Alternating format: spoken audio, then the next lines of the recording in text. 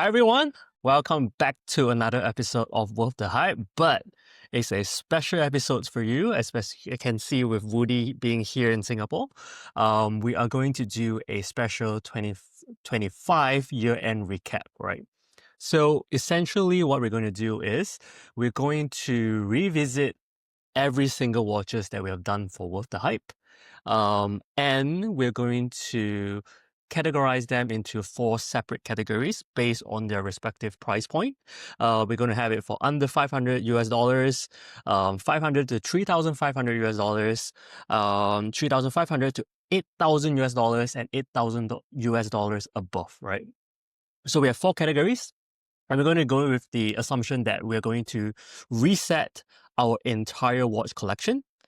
And we're going to build a 4 watch collection based on these particular watches. Then we're going to, we are first going to pick 1 watch from each category. Then we're going to explain why we built this 4 watch collection. And then we're going to also maybe talk a little bit more about, has anything changed since we have last reviewed this particular watch, right? So without further ado, getting straight into it, right? So we're going to start with the very first category, which is the price category of under 500 US dollars. In this particular category, we only have 3 watches, which is the Moonswatch, the Casio G-Shock ring, and we also have the Casio Back to the Future limited edition, right? So among these 3, which are you going for, Woody? I am going to surprise no one by saying I'll go for a Moonswatch, particularly a one with a Snoopy on it. Okay, fair enough, fair enough. Interested to find out more on how this entire collection comes alive. For myself, I am actually going for the Back to the Future limited edition, right? So yeah, that is our first pick for the very first category. On to the second one, right, which is on the price category of $300 to $3,500 US dollars. So we have the Tag Heuer Formula One, we have the Denizen ALD Date Night, we have the Selton collaboration with Watch Hole, the Zoe watch. We also have the Studio Underdog 01 series, the Seiko 5 X Pepsi collaboration, the Tudor 1926 Lunar, the Chrono Grand Jubilee calendar, the Raymond Well Toccata Heritage, and the last one, which is the Christopher Watt C1 Jumping Hour. Right. What is your pick? This one might surprise. I am going with the Studio Underdog. Oh, okay. So you have 2 fun watch back to back. Okay, fair enough. Fair enough. All right. Stay tuned to find out the reason. Right. For myself, I am going for the Christopher Watt, the C1 Jump Hour. Right. Okay. All right. Right. Stay tuned for the reason, right? So we're going to do our picks first. We have picked 2 out of 4. We're going to really, once the entire collection is built, we'll explain why we have picked every single one of them. And to build on that, right, we actually don't know each other's choice. So this is completely by surprise. Exactly. Right. On to the next one, right, which is next category of 3,500 to 8,000 US dollars, right? The very first watch, we have the Black Bay 54, both the black and lagoon blue. We have the Nomos Club Sport Pneumatic World Timer. We have the Cartier Tenmas Solabit.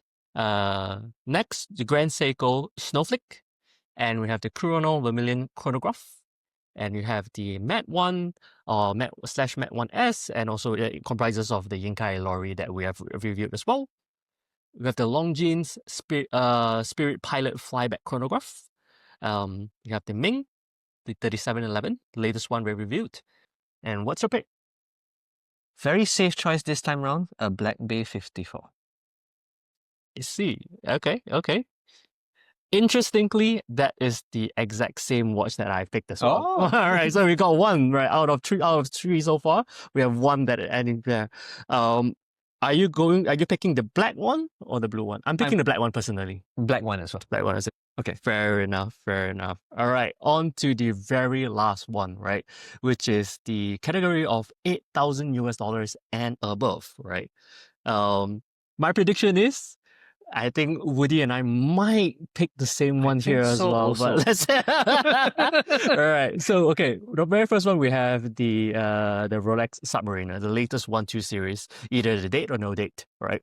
And then you have the Omega Speedmaster on the 3861 variation, and you have the Patek Philippe Cubitus, the Jaeger LeCoultre Reverso, the Rolex Daytona, also the 1-2 series, Zenith Chronograph Original, Chronomaster Original, and the latest Grand Seiko UFA. That comprises of the two that we reviewed as well. And also, then you have the Cartier Santos de Cartier, also in terms of the variation that we reviewed. And the latest Omega Planet Ocean release in 2025, right?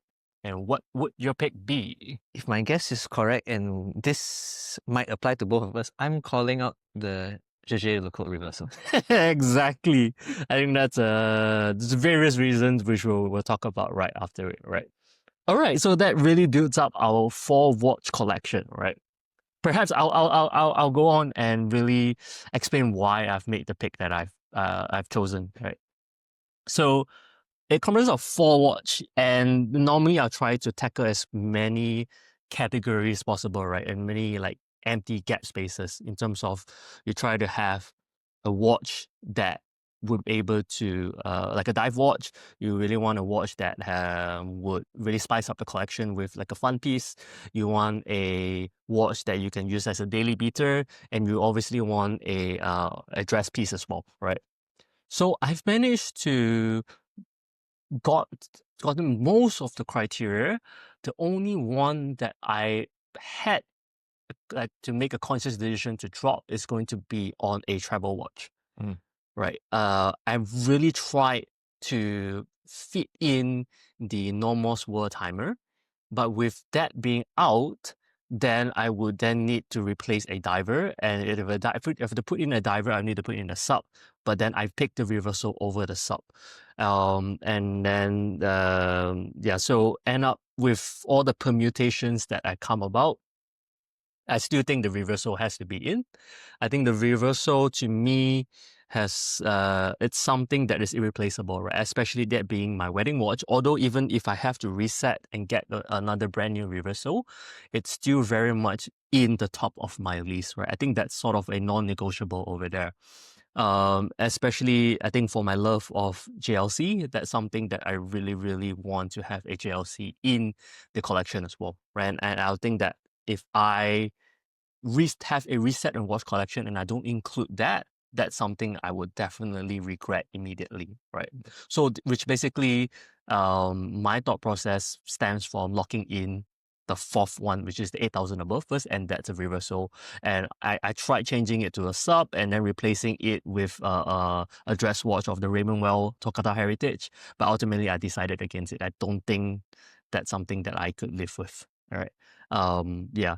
And then that comes into getting into the dive watch, which then it could be either the Seiko 5 Pepsi or the Black Bay 54. I was actually surprised you didn't go for the Pepsi. I was thinking about that too. I was thinking of going the Pepsi, and then another variation I thought of is a Moonswatch, a Pepsi, and a World Timer, and a reversal. But it's sort of the thing that made me thought of as well is that the Seiko 5, as a dive watch and so on, it's a 10 bar, which is 100-meter resistant. I don't really need 200, but I think if it's only one dive watch that I could have, and this is going into the assumption that there's a 4-watch collection, I can't add any more and so on, I have to pick the 54 over the Seiko 5 Pepsi, right? It's something that really gives me the peace of mind. And then that's why I go with the black one as well, which fits all occasion.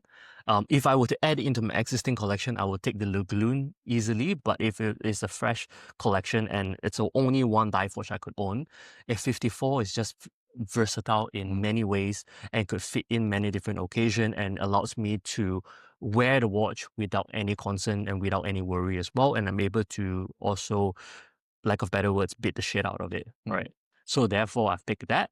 And my fun piece then goes into the Christopher Watt C1 jump hour with a white rubber strap. So that would be the fun piece if I need something a little bit different. The Viraso, classy, elegant, timeless. Blackbay 54, the black one, also somewhat iconic and timeless. Can't go wrong with those two. Then I need something fun, which is the C1 jump hour. I don't think I need to explain much about that as well. In terms of both aesthetic wise and in terms of functionality and look as well, it all fits a perfect fun watch, right? So the fun watch that I was thinking of is either a Moonswatch or a C1 jump hour. But then I've decided to go into the Back to the Future because that would be my quote unquote lazy watch, right? Because ultimately I have gotten to a point that in a way, I realized the benefit of having at least one quartz watch or / digital watch in the collection. If I am being lazy, I don't want to wind the watch and everything, that would be my go-to piece, right? So I'll get the Back to the Future to fit that particular requirement. And you can say that's something that I would probably daily wear it. If I'm late for work, I need to get out the house in a rush, I don't want to think what piece I'm going to wear, that would be the piece I go to, and that sort of fulfills that criteria. So that's sort of my logic behind this 4 watch criteria, and it serves all respective purposes over there. And the only thing that I deliberately gave up is going to be on the GMT or / world timer function, which I personally also think it's probably the least utilized among the other 4 reasoning that I've chose this particular collection for, right?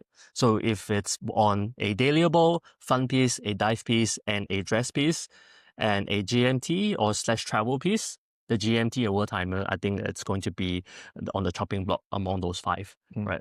So yeah, that's how I land in terms of this 4 watch collection. I have one question for you, which I want a quick answer, but we can come back to it once I go through mine as well. Sure. If let's say one of our episodes had a GMT Master 2, would it have changed your entire collection setup? Honestly, no. But if it's a Black Bay 58 GMT, I will take that over the 54 because that fulfills both criteria. Right. Because ultimately, the GMT Master 2 is also a 100-meter water resistance. Right. But the Tudor's GMT are essentially a Black Bay with a GMT function. All right. So they are all 200 meters water resistance as well. So yes, if that we have a 58 GMT, I would probably go with that instead. Right. So utility over iconic status then? Yes. Okay. I'll say. Very, very clear. Fair enough. So let me just give my 4 and then we'll probably have more questions because I think James has a lot of questions for me right now as it stands already. So the 4 that I picked was a Moonswatch. Particularly, I quite like the current Moonshine Gold ones. If you're able to secure one of those, even the white one that's, as of the time of recording, is the hottest one probably in the market. Or even the blue ones. Or if you really can't get it, one of the white or black moon phases, that would be the one I'll pick. I would go with a Studio Underdog with a color that's different to the Moonswatch and with an open case back. Right? I'll pick that because I want to see, I'm a chronograph person at the end of the day. So that was where my dilemma was, right? There was a actual scenario that I could have picked all 4 chronographs. I could have, right? But that's the difficult condition we set for ourselves is you have to reset your entire collection and you have to pick 4 and make it a new collection, right? So I needed as many chronographs as I could get. That's my bias. And I wanted to see one with the movement. So if you're going to hide it, I'm not interested. So Studio Underdog was the way to go. I also like that the cheaper ones are the more fun ones, right? Then it came to where bigger money is at play already. And at that point in time, I'm thinking, I kind of need a go anywhere, do anything watch already. The sort of thing where even if I'm heading to for a beach holiday, or I have to pick up a watch to go to work, enter a meeting and whatnot, the closest that exists, they do exist in both the higher end price categories. I went with the Black Bay 54 because it's versatile. I also like the wearability of it. It's one of the rare go anywhere, do anything watch that doesn't have that complete field watch thing, because there's a lot of 36mm field watches, but it's a dive watch. It's also got that glide, that T-Fit class, so it makes it easy on the go. If I'm in a hot weather or cold weather, it doesn't matter as well. It's just such a versatile timepiece, right? My last conundrum was the highest bracket because it was a toss-up between two of my favorites in the entire series that we've covered. One is the Zenith El Primero. I've been quoted, and I quote myself saying this, if I had to sell all my collection, that will be one of the last pieces I'll sell because it's just got a very special connection to me, right?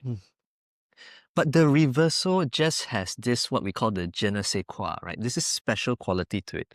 I will always remember this is one watch that every time I put on, first it's a dress watch. So I now have a dress watch that's in my collection that I can wear for special occasions and dress up, dress down. Really good with straps as well. I don't mind a single-sider for this one, as long as it's small enough size and straps-wise you can play around with it. I actually quite like the new range that's come up. I think they've made it small, the smaller size ones.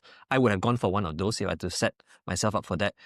I've always been partial towards a dual-sided one, but they just don't exist anymore in the right size for my wrist. And then I would lean to what James has always proposed, right? You put something personal on the back, so that's the special side. I think that ability to flip a watch around is the sort of thing that gets us watch enthusiasts excited about the hobby. So for me, it was a no-brainer. In fact, I was thinking about this. Am I finally going to eat my words, take the Zenith El Primero, and then force myself to take the Cartier? I was like, no, I just can't bring it myself to do it. So it became a case of spending more for a very classy dress watch that has a very special sauce to it. No other watch in the market right now that you walk in, you can get that has that ability to, let's say you're meeting someone who isn't into watches, and the guy says, so tell me, people tell me you're into watches. What's so great about it, right? You just have to turn the watch around to the other side and they go like, they have watches like that? You know, it's that sort of thing that gets people excited, right? And the more you pay, the more resilient you need it to be. So that's where the 54 came. Although, in all honesty, that was the most boring choice of all. I actually wanted to pick something else, but in a 4-watch collection where everything else is a little bit more fragile and more playful, I kind of needed that to fill up the gap. And I just needed to scratch the chronograph itch, and both of them were colourful. So, you know, when people talk about a 1-watch or 2-watch collection, they tend to be a bit more boring. And the fun comes out time to time. I feel less guilty if the fun ones are cheaper. So that was my 4-watch choice. But I could have gone so many different ways with this. Yeah. So my prediction for you is I thought your love for chronograph might have aged out Reverso a little bit. Yeah. But the moment that I saw the studio, I heard, in fact, the studio underdog was taken, then I know the Zenith is out of contention already, because it doesn't make sense to have, as a 4-watch collection alone, that many chronograph. Yeah. So yeah, I was just interested why, instead of that path, right? It could have been a Moonswatch, and then I think the 54, it's a quite locked in. You need something that is go anywhere, do anything, as you mentioned, and it's something that allows you to wear to the beach or many other different occasions as well. So 54, I think it's a very justifiable choice, right? Why not in terms of the Zenith on the higher end, the last category, and then perhaps a fun piece, which is like either the jump hour or something that is in terms of for your love of photography as well, right? In terms of the Sultan, the Zui watch that allows you to enjoy a interesting dial texture instead. Yeah. That was also, so full disclosure, right? Prior to us just recording this, we were just making our final choices, locking them in, right? That was the final decision I had to make, right? And here's my conundrum with the Sultan. Actually, the Sultan was the only one I was thinking of swapping over. I can imagine. Yeah.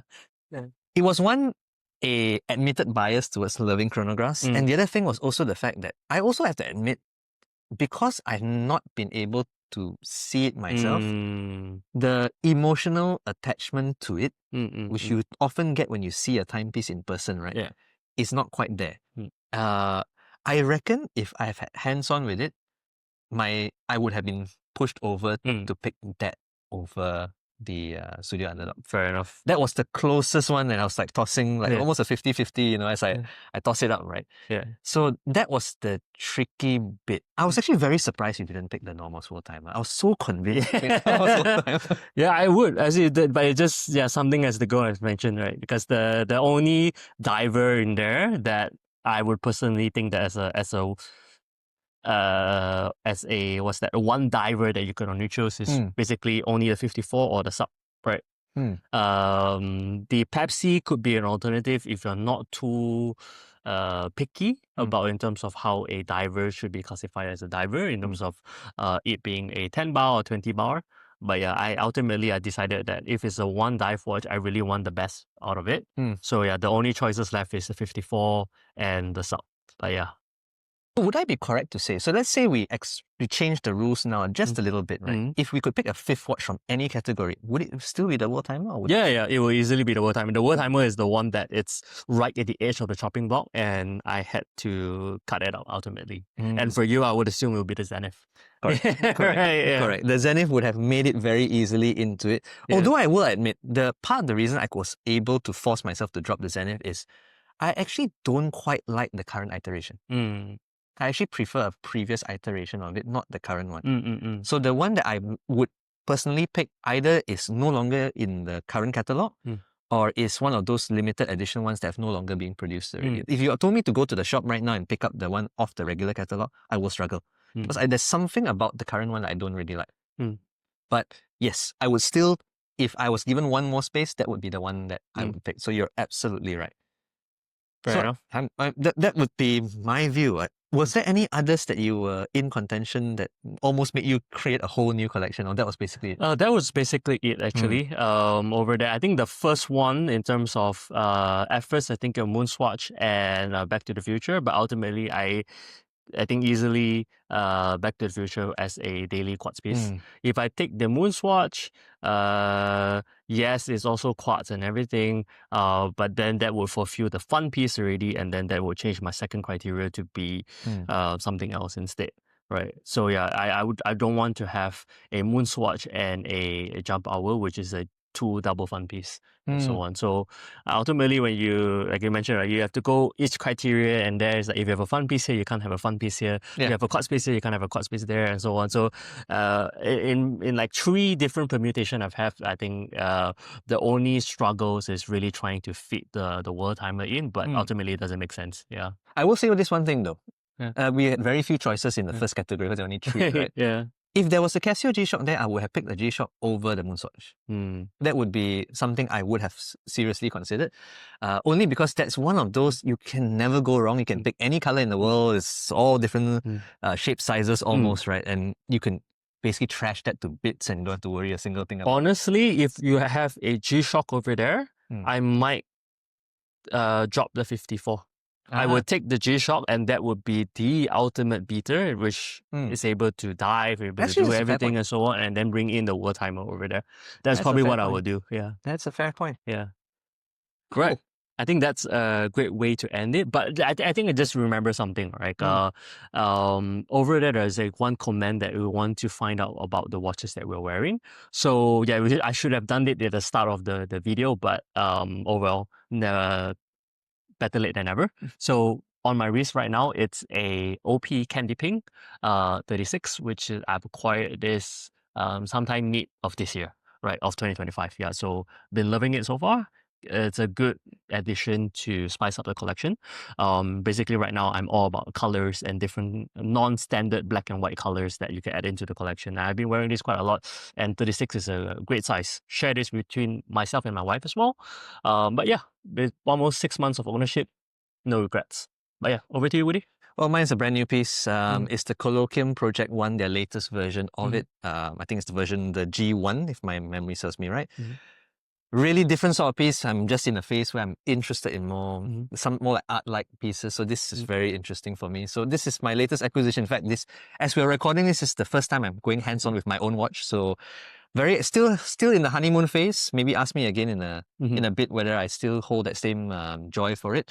But I do want to pose this question to all our viewers out there. How would you have picked your 4 from our list right now? The visuals will be there for you to look at. Tell us in the comments, what you think your 4 would have been if you had to reset your whole collection and pick 4 that you would keep to create this new collection, right? We're interested to hear it because you might come up with a combination that we wouldn't have thought of anyway. Yeah. But yeah, so let us know. I think this is something that basically Woody and I happened to be in town at the same place, which is very rare, by the way. And we had a random idea that pops out to do for a 2025 year-end edition, right? I think the channel has been doing very well, at least up to way above our expectation. And Woody and I essentially are doing this for fun, for passion, and we're glad that yields results as well in terms of you guys enjoying it. And let us know if you'd like to see more episodes like this. But like I said, only when we both happen to be in town at the same place at the same time. And if you have any other requests as well or different things you want us to talk about, just let us know. We are monitoring the comment. We will reply to all of them as soon as we can. Ultimately, like I mentioned, we both have a full-time job that we need to attend to most of the time, and this is ultimately a fun side passion project. But yeah, who knows, right? If this goes well, maybe a full-time thing, maybe I don't know. Let's see, One can right? hope. At this point, we were just playing it by ear. Ultimately, we're doing it out of love of horology, our love of watches, and we'll gladly continue to do this as well. And and right now, we're guaranteeing to do at least one episode every week for the foreseeable future, right? But until then, like I said, we are monitoring the comments, so just drop it in if you have any questions, feedback, or criticism as well. Just plot it in, and we'll see you in the next one. Right. Bye. Right.